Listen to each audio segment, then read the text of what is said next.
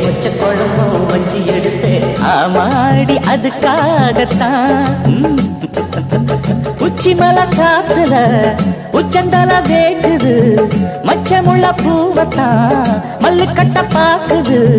பக்கம் வந்து போரசி பார்க்கவா பந்தி வச்சு பசிய தீக்கவா